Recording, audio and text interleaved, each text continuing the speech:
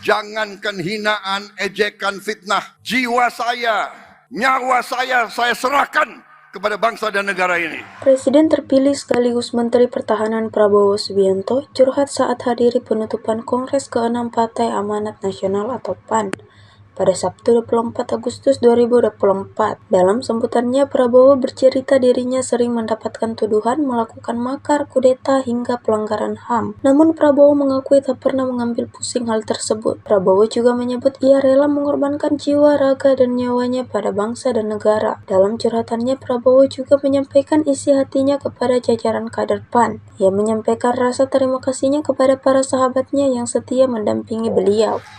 Jangankan hinaan, ejekan, fitnah. Jiwa saya, nyawa saya serahkan kepada bangsa dan negara ini. Download Tribun X sekarang, menghadirkan lokal menjadi Indonesia.